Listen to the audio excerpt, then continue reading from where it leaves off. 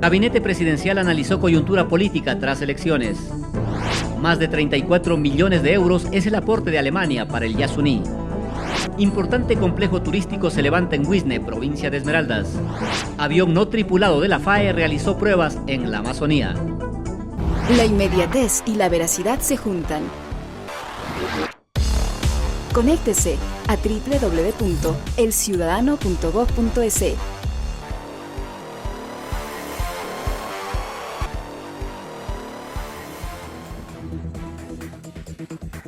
Cordiales saludos a las amigas y amigos del Ecuador y el mundo. Bienvenidos a su noticiero El Ciudadano al Día. Empezamos con la información. El gabinete presidencial ampliado se reunió esta mañana en el Palacio de Gobierno. Los ministros y secretarios de Estado estuvieron presentes en esta primera cita, en la que, entre otros aspectos, se analizó la coyuntura actual del país, luego del triunfo obtenido por el presidente Rafael Correa. En el Palacio de Carondelet y bajo la dirección del presidente de la República, Rafael Correa, se desarrolla la primera sesión de gabinete ampliado tras los resultados de la victoria electoral histórica del pasado 17 de febrero. En la cita, entre los temas más importantes, se analizan los resultados electorales y se planifica el escenario político en base a la coyuntura resultante de los comicios que dieron como muestra el gran apoyo popular que goza no solo el presidente Rafael Correa, sino el movimiento que lidera. Como en otras ocasiones, el salón de banquetes del Palacio de Carondelet recibió desde tempranas horas la presencia de ministras, ministros, viceministros, secretarios, subsecretarios y directores de las entidades del Estado para coordinar el trabajo gubernamental en equipo y diseñar estrategias puntuales. Además del vicepresidente Lenín Moreno y de los funcionarios de gobierno, cabe destacar la presencia del vicepresidente electo Jorge Glass en la cita. Santiago Duque, El Ciudadano. En un acto celebrado en la Vicepresidencia de la República, el gobierno de Alemania entregó un aporte de 34,5 millones de euros para la conservación del Parque Yasuní Iteté y el desarrollo sostenible de las comunidades indígenas del sector. El vicepresidente de la República, Lenín Moreno, junto a la ministra para la iniciativa Yasuní Iteté, Ivonne Baki, dialogaron sobre el proyecto con la ambientalista Trudy Steiler y los representantes del gobierno alemán, quienes hicieron una donación de 34,5 millones de euros para preservar la selva amazónica. Es un proyecto de vida, un proyecto de futuro, un proyecto de nuestros niños, de nuestros hijos, de los hijos de nuestros hijos, es un proyecto de humanidad, es un proyecto que pretende convertirse en el símbolo de lo que tiene que ser el conservacionismo. Trudy Steiler, actriz y esposa del cantante Sting, es la precursora de la fundación Rainforest, que protege los bosques tropicales del mundo y defiende a los pueblos indígenas aborígenes. Sucumbíos y Orellana no tiene agua limpia para tomar. Así que en el Rainforest Fund hace 5 años hemos lanzado un proyecto piloto para traer agua potable a las víctimas de la contaminación en forma de sistemas de agua de lluvia. La Fundación Rainforest ha instalado 300 sistemas de agua potable en la Amazonía ecuatoriana, beneficiando a 5.000 personas afectadas por la contaminación petrolera. María Fernanda Becerra, El Ciudadano al Día. El Pleno del Consejo Nacional Electoral se instaló en audiencia pública para examinar las actas levantadas por las juntas provinciales electorales y del exterior de las dignidades de presidente, vicepresidente y asambleístas. Los escrutinios avanzan en un 87% y confirman la victoria del presidente Correa con el 50% de la votación. Alianza País alcanzaría entre 90 y 100 curules en la Asamblea Nacional. Tenemos unas 660 actas que corresponde al 9,28%. El comandante general del Ejército, Marco Vera, presentó su disponibilidad al cargo, según confirmó el Ministerio de Defensa. El presidente de la República nombrará al nuevo comandante de entre la terna integrada por los generales Jorge Peña, Luis Garzón y Fabián Narváez. Más buenas noticias. Más de 100 detenidos y 41 sentenciados es el resultado del programa Los Más Buscados.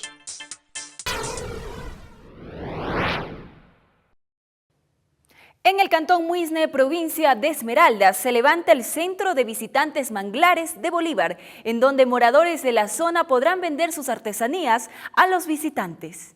Llegar a este lugar es reencontrarse con lo más gratificante que la naturaleza nos brinda. Ubicado en el cantón Muisne, el centro de visitantes Manglares de Bolívar recibirá en pocas semanas a miles de turistas que llegarán de todas partes del mundo. Nelly Villegas, quien es beneficiaria de los cursos en artesanía que patrocina la Dirección Provincial de Turismo, tiene fincadas sus esperanzas cuando el centro abra sus puertas. Yo tengo muy poco tiempo, recién tengo 2 semanas. Nomás hemos elaborado aretes y copas. En cambio hay otras personas que, las otras señoras, ellas sí han hecho vinchas. Desde más antes han estado haciendo lámparas, todas esas cosas. Cuando esté en funcionamiento permitirá que la vida de una gran parte de la población viva de esta nueva actividad, ya que en su mayoría sobreviven de la explotación de la concha. Se priorizó la construcción de un centro de visitantes en esta isla de Bolívar, Cantón Muisne, que es un sitio en donde la comunidad se ha dedicado por años a la recolección de la concha prieta. Y realmente pues la sobreexplotación ha llegado al límite y por lo tanto hay que darle un proyecto alternativo a la comunidad. Este centro cuenta con todas las comodidades para el visitante, además de una sala para exposiciones culturales. Ahora veo que este proyecto está muy bueno porque va a generar fuentes de trabajo tanto como a hombres, mujeres, jóvenes y en ayuda de su bienestar familiar. Mientras tanto, Nelly, con sus hábiles manos, crea estas bellas artesanías que permitirán obtener un ingreso digno y hacer de ella una microempresaria. Orlando Morán, El Ciudadano al Día. El Cantón General Antonio Elizalde, conocido como Bucay en la provincia del Guayas, recibió 60 inmuebles por parte del Ministerio de Desarrollo Urbano y Vivienda. El invierno inclemente dejó sin casa a 60 familias de escasos recursos económicos que vivían en el poblado Virgen de Fátima, un sector de alto riesgo. El gobierno nacional, preocupado por su bienestar y calidad de vida, invirtió $600.000. Las viviendas tienen 36 metros cuadrados de construcción y son de hormigón armado. Miriam Ayala, El Ciudadano al Día.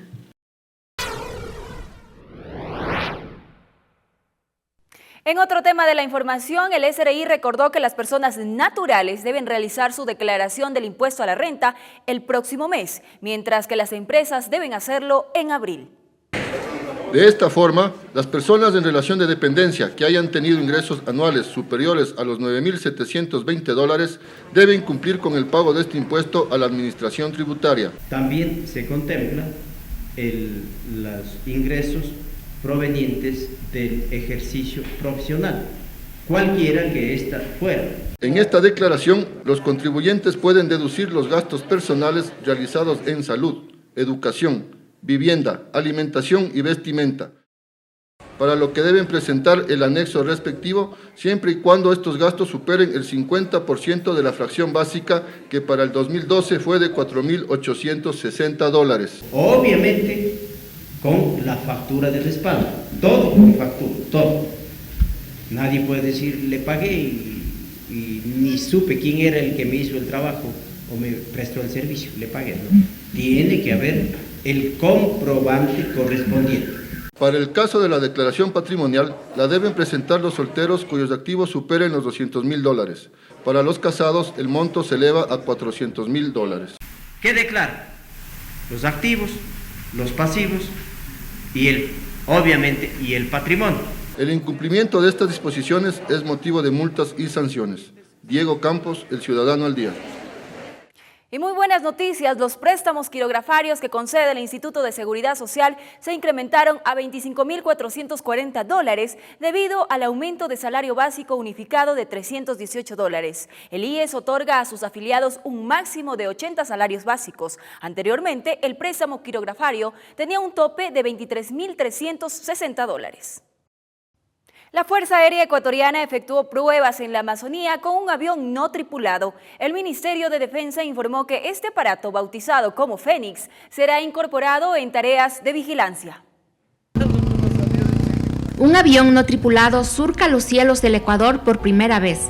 La aeronave, que cuenta con una moderna tecnología, despegó desde el aeropuerto de Jumandi en la provincia de Napo. Elementos militares del Centro de Investigación y Desarrollo de la Fuerza Aérea realizaron varias pruebas que comprobaron su efectividad. El avión no tripulado Fénix, que podría incursionar en misiones importantes, tiene un sensor óptico que transmite imágenes y videos en tiempo real a la estación de control, sistema de guiado, navegación y control. Miriam Ayala, El Ciudadano al Día.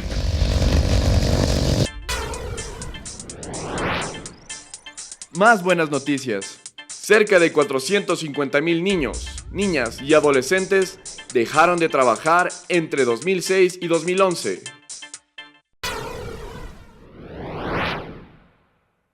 En Estados Unidos, los inmigrantes aportan $24,5 billones a la economía de Texas, según un estudio del Centro para el Progreso de América. Según un estudio del Centro para el Progreso de América, los inmigrantes aportan más de $14,5 billones a la economía texana. Una contribución que, de acuerdo con organizaciones pro-inmigrantes, pudiera ser aún mayor si este sector de la sociedad llegara a regularizar su estatus migratorio. Argentina implementó el programa Conectar Igualdad para entregar computadoras portátiles a jóvenes de escasos recursos económicos. De estas y otras noticias hablaremos en el siguiente resumen internacional.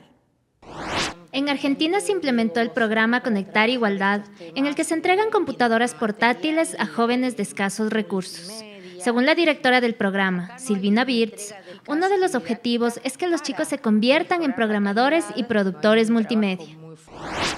Mineros colombianos de la explotación a cielo abierto más grande de América Latina, el Cerrejón, comenzaron diálogos con el gobierno de ese país para mejorar sus condiciones de trabajo y de vida.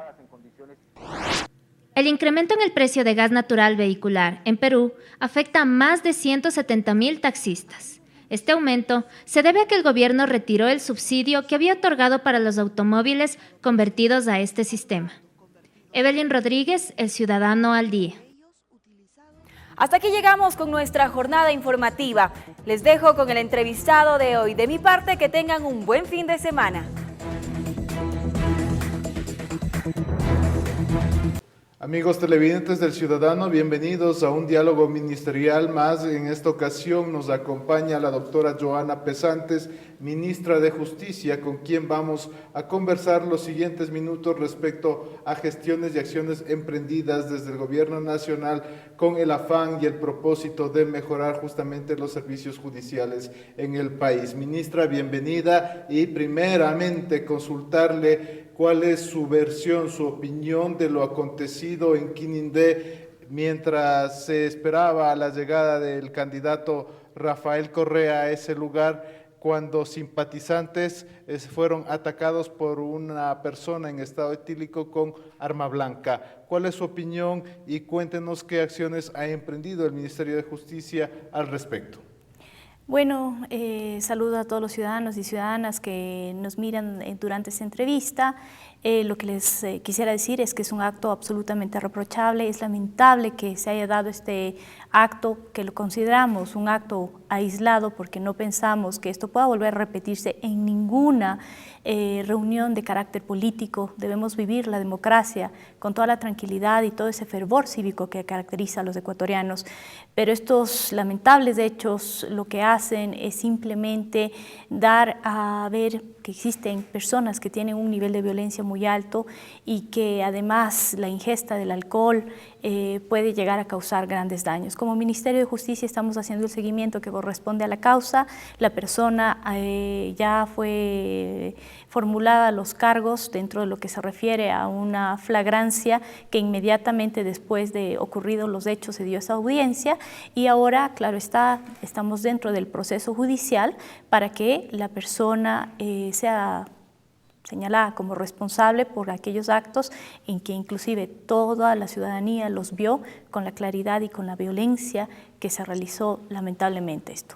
¿Por qué esta persona no fue detenida o no fue ubicada dentro de los centros de rehabilitación de la provincia de Esmeraldas y se lo trasladó a Quito? Mire, es por un tema de seguridad. La verdad es que la gente, sobre todo en la misma provincia, tiene bastante rechazo, inclusive por su seguridad e inclusive por petición del juez, se lo decidió trasladar acá al Centro de Rehabilitación de Quito, en donde está en este momento privado de su libertad, y obviamente inclusive jueces y fiscales vendrán acá a Quito o nosotros trasladaremos al privado de libertad porque el hecho está siendo procesado y juzgado en la provincia de Esmeraldas. Ok, ministra, bueno, pasando a otro tema, ya entrando en materia, quisiéramos preguntarle cómo encontró usted el sistema judicial ecuatoriano cuando llegó al cargo de ministra y cómo está ahora, qué se puede advertir ahora en el Ecuador en este ámbito. Bueno, debo comentarle primero que yo fui funcionaria judicial durante 12 años, por tanto viví en carne propia todos aquellos retardos judiciales y todas aquellas lamentables faltas que existían y falencias en general que existían dentro del sistema judicial. Ni siquiera muchas veces existían las computadoras, los instrumentos para que los mismos funcionarios judiciales puedan trabajar. Obviamente la cantidad de causas iban creciendo día a día, pero no existían el número de jueces y de operadores de justicia en general para poder resolver en el menor tiempo posible estas causas. El cambio es radical. Ahora existen nuevas creaciones, existen nuevas instalaciones que realmente permiten que con dignidad los ciudadanos y las ciudadanas sean atendidos y sobre todo que sus problemas judiciales, los conflictos que tengan, sean resueltos en el menor tiempo posible. ¿Por qué era oportuno invertir 550 millones en rehabilitación social desde el 2008 hasta el 2012? Bueno, realmente 550 millones es la inversión en lo que es el sistema judicial, en lo que es el sistema penitenciario como tal. Esto está dividido porque, bueno, es importante indicarlo, que previo al ingreso, previo más bien a que este gobierno entre en funciones, lo que ocurrió es que teníamos un presupuesto dentro de lo que era el sistema penitenciario de $96.000, $96.000 que provenían justamente de lo que eran las multas por los cheques protestados. Obviamente con esa cantidad no se podía realizar muchos cambios y sobre todo una mejor construcción inclusive en los centros de rehabilitación. La mayoría de los centros datan de entre 80 y 150 años, muchos de ellos son patrimonio inclusive cultural, lo que da lugar a que los cambios que tengan que hacerse se complique.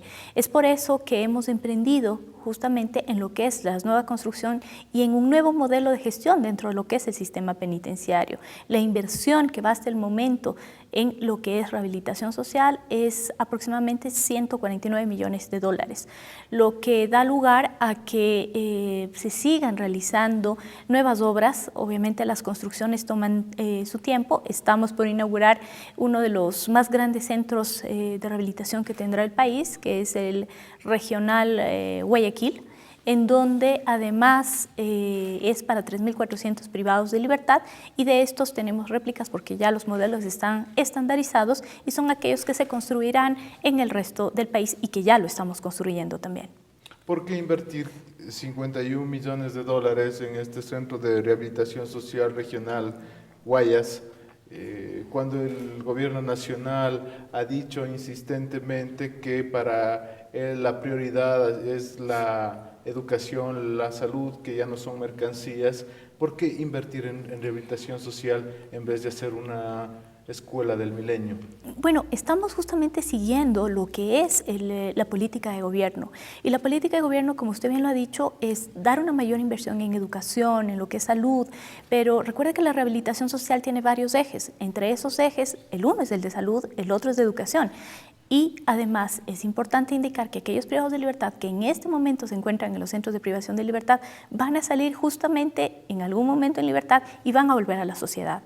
La Constitución y la ley es muy clara en decir que debemos buscar la rehabilitación y la reinserción social. Eso es justamente lo que estamos haciendo, cumpliendo lo que dice la Constitución, la ley y además aquellos tratados y convenios internacionales que han sido suscritos por el país y sobre todo las normas o las reglas que se llaman de tratamiento a los privados de libertad de la Organización de las Naciones Unidas.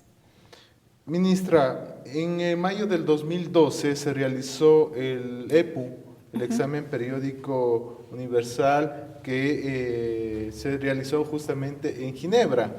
Aquí no se acogieron todas las recomendaciones de la Corte Interamericana de Derechos Humanos, tengo entendido que fueron como 65 y solo se acogieron 62. ¿Por qué esas 3 recomendaciones no se acogieron?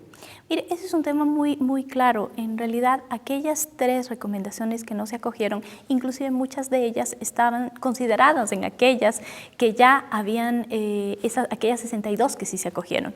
Esto por un lado, y por el otro tema, porque además tenían falencias técnicas. Se decía que, ahora recuerdo un tema de la Comisión Interamericana, como que si fuera una competencia de la Comisión Interamericana, cuando esa competencia no la tiene la Comisión Interamericana, sino la Corte Interamericana. Nosotros no podíamos acoger, cuando somos suscriptores de convenios internacionales que nos dan ciertas pautas y ciertas competencias, que son aquellas que como país debemos cumplir. Y en ese caso, obviamente, iba absolutamente contrario a aquello que nosotros como país lo habíamos suscrito y competencias que tal como está en la ley no existen dentro de esos organismos. Por tanto, lo que hemos hecho es acoger aquellas,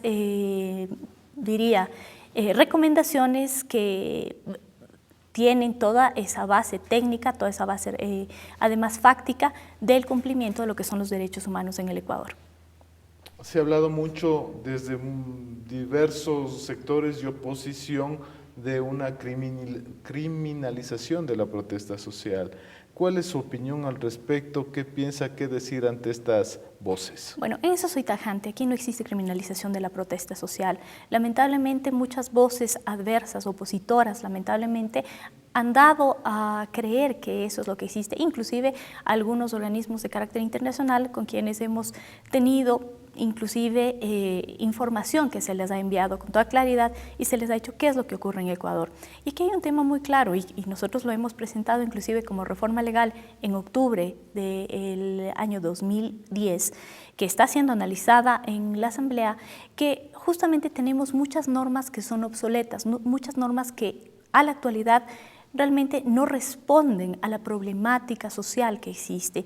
Y claro, esas normas en muchos casos lo que hacen es recoger muchos criterios que bajo el desarrollo de lo que es el derecho penal y lo que es la globalización mundial en lo que se refiere a un proceso penal, lamentablemente han quedado absolutamente fuera de lo que es un contexto claro de aplicación. Por eso propusimos esta reforma legal que lamentablemente hasta el momento la Asamblea no la ha conocido y esperamos que sea en corto tiempo, en donde tenemos ciertos artículos que llegan a tener, por ejemplo, sabotaje y terrorismo o paralización de servicios públicos, en donde ahí obviamente tiene una sanción dentro de un mismo tipo penal. Lo que hemos propuesto es que esto se divida claramente y sea sancionado de acuerdo a la proporcionalidad de la acción y de la pena que corresponde dentro de estos casos. No hay ninguna criminalización de la protesta social, lo que sí no podemos dejar de sancionar cuando existe una paralización de servicios públicos y sobre todo lo que existe también y lo que ha existido en muchas protestas es la destrucción de bienes públicos. La Constitución es clara, el Código Penal vigente es absolutamente clara que estos actos no se los puede permitir. Varios medios de información, varias empresas informativas han manifestado, se han hecho eco de estas versiones y también han victimizado a los muchachos que están involucrados en el caso de los 10 de Luluncoto. ¿Cuál es su opinión al respecto, ministra, de este caso que ha sido reproducido, como le digo, en varias empresas informativas? Bueno, es lamentable en este caso y en cualquier caso que se politice justamente lo que son procesos de carácter investigativo y sobre todo investigativo penal. Los fiscales y los jueces tienen justamente la competencia de lo que es la investigación y eventualmente la sanción que corresponde en cualquier tema de la ejecución del delito. Cuando se mediatizan los procesos, cuando se politizan, porque muchos grupos políticos han ingresado a apoyar en este tema, realmente se pierde la esencia de lo que es una investigación.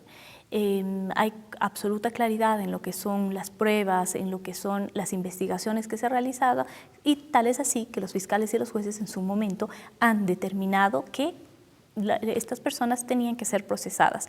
Obviamente, uno de los temas por los que ellos han protestado es que se está tratando de un tema de terrorismo. El tipo penal de terrorismo que existe en el Código es justamente lo que explicaba hace un momento. Hay tipos penales que nosotros hemos pedido que exista una reforma porque para el año 1938 y los años posteriores en donde se dieron ciertas reformas penales, claro está, las acciones podrían ser consideradas como cierto tipo de acciones o ciertos tipos penales. Y obviamente esto es lo que existe en este momento dentro del Código Penal, lo que recalco, hemos pedido que se haga el cambio que se requiere dentro de la legislación y nosotros además es importante indicar que respetamos absolutamente lo que es la independencia judicial, bien entendida como el tema de tomar las decisiones jurisdiccionales que corresponden a fiscales y a jueces. Y por tanto, dentro de este proceso, si fiscales y jueces encontraron que existían esos elementos, es por eso que tenemos aquellas personas que están siendo procesadas por estos delitos. Otra de las cosas que se le critican al gobierno nacional o se le acusan desde estos sectores de oposición y desde las empresas informativas es que se está metiendo la mano en la justicia. ¿Cuál sería la reacción de la ministra del Gobierno Nacional frente a estos criterios que con frecuencia pasan en emisoras, canales de televisión y periódicos? Yo lo único que les debo decir es que es la primera vez en la historia de este país en donde un gobierno realmente vuelve sus ojos a lo que es la justicia.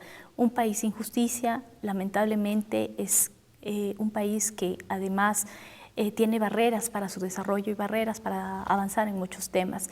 No existe esa mano en la justicia que, como la dicen, realmente más bien lo que existe es un apoyo absoluto del gobierno nacional para que el sistema judicial cambie y que los ciudadanos y ciudadanas tengan aquellas respuestas que corresponden dentro de cada uno de los problemas. Pero siempre lo vemos ligado al tema penal. Pero ¿qué me dicen aquellas madres que tienen que cobrar sus alimentos? Aquellos trabajadores que tienen que cobrar sus liquidaciones. Aquellas personas que requieren que sea devuelto algún bien que por algún tema pudo haber sido despojado de su poder.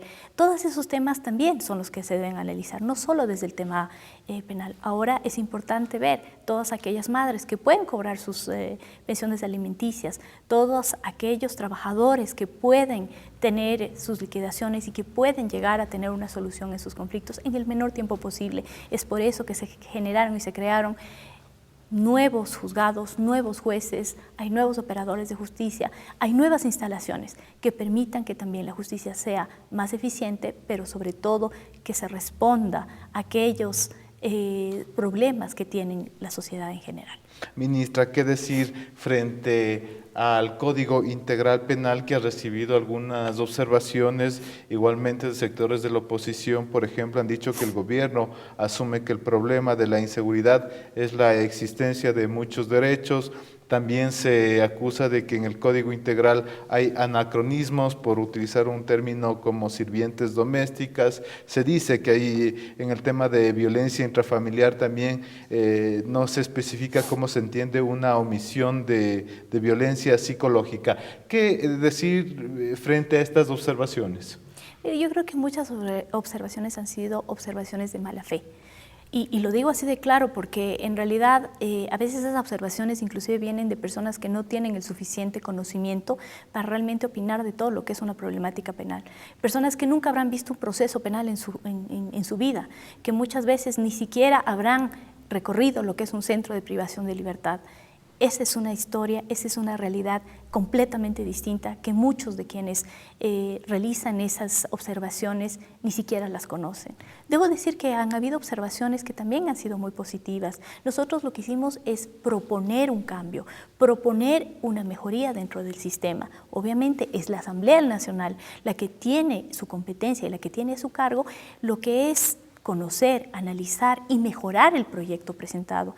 No quiere decir que el proyecto presentado que esté todo correcto y que no haya cosas en las que se pueda dialogar y que se pueda mejorar. Es por eso que está la Asamblea. La Asamblea representa al pueblo soberano, quien los eligió en las urnas y por tanto ellos son quienes tendrán que mejorar y se ha venido haciendo. Hay muchos temas que también han sido malentendidos desde otro punto. Sobre todo que inclusive se lo ven en ciertas acciones que hay que buscar una proporcionalidad mayor de la pena, es decir, por la acción y por el daño realizado, tener una pena que sea consecuente.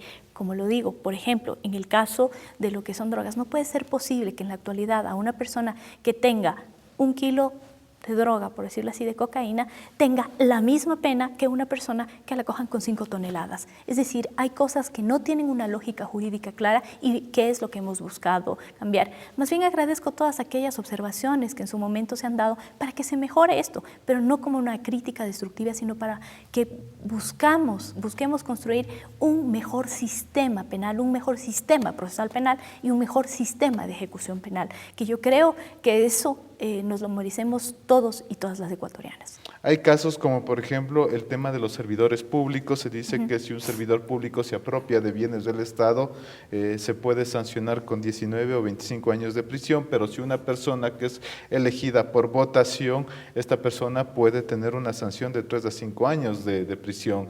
¿Por qué esa diferencia, ministra? No, mire, y aquí debo ser claro, inclusive la Constitución tiene claramente lo que son las responsabilidades de quiénes son los funcionarios públicos y elegidos por votación popular. Hay que distinguir claramente los temas penales dentro de lo que es la aplicación. Dentro de la Constitución tenemos lo que se llama la comunicabilidad de circunstancias. Esto no es otra cosa que inclusive aquellos que no ostenten las calidades de funcionario público o de alguna persona elegida por votación popular tenga la misma sanción que corresponde, es decir, que no solo es el funcionario público y no solo es la persona que haya sido elegida por votación popular, sino también cualquier particular que pueda llegar a ser parte de cualquier ilícito que tenga que ver con la administración de los fondos del Estado. Gracias, ministra, muy amable por su tiempo y por compartir con los amigos televidentes que nos acompañan a través del Ciudadano. Nosotros nos despedimos invitándoles a que nos puedan acompañar en una próxima ocasión.